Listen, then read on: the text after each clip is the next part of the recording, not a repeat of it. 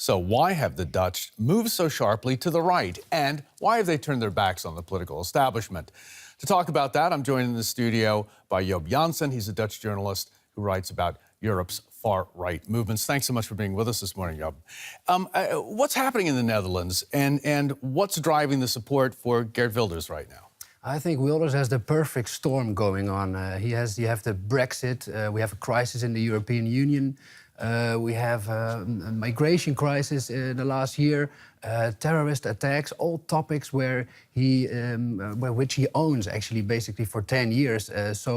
That makes him, the main voice on these topics. He has been skeptical on this for a very long time, and now he can claim to be right all the time. Okay, you're saying it's a perfect storm that's driving him, that's filling his sails, the wind from this perfect storm, if you will. What about the establishment parties? Why have they failed to capitalize on these issues? Why have they not been able to offer solutions? Well, you must know that the Netherlands has a highly fragmented political system. You need 3 or 4 coalition partners to make a coalition nowadays. Also, in the last 4 years, they had to make coalitions in the first chamber and in the Senate. So no party has really been able to profile himself on these topics very clearly. And Wilders is always very clear: out of the euro, out of European Union, close the borders, very clear and points in which he distinguished himself. He's making some comments that here in Germany would be considered borderline hate crimes, like outlawing Islam. Does this resonate with voters in Holland, in the Netherlands? Yeah, I think many voters in the Netherlands, they tend to, they want to go back to this liberal Netherlands of the 80s. A liberal Netherlands Wilders describes as a Netherlands, a pluriform Netherlands with many different groups, Jews, homosexuals, except for Islam. So in this sense, he claims to be defending the liberal society, but only against Muslims and against a conservative Islam. The Freedom Party, as we saw in our report there, is set to become the strongest party in the Netherlands. Are we looking at a breakout moment for this party? Could it become permanently established at the head of Dutch politics? I think this breakout moment we already had in 2010. He also had a huge victory. He was junior partner in the Dutch government. The fact that he now gets re-elected with such numbers, probably gets re-elected, does show that he is a permanent force in Dutch politics. And I think in the next years we will definitely be hearing a lot from him. Okay, what about the left? What are liberal parties doing to counter the rising right in Holland? Yeah, they try to show that we need to connect in the Netherlands again and that we need to be respectful. But these are many cliche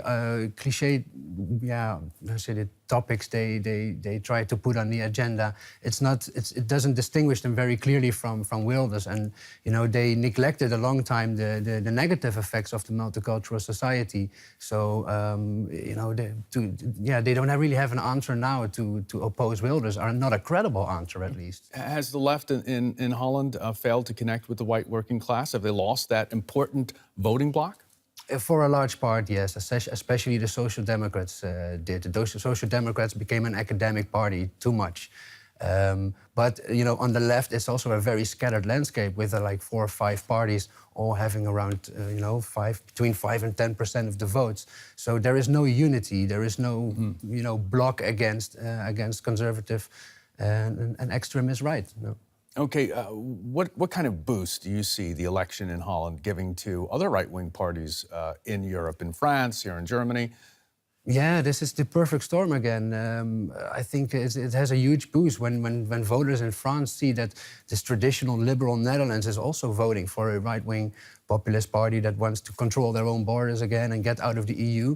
Then, for a French voter who is still doubting to vote for Le Pen, this could mean like, yeah, well, if the Dutch people do it, we can do it as well. So, it strengthens each other after Trump and Le Pen. Is there really a threat that the Netherlands could leave the EU, realistically?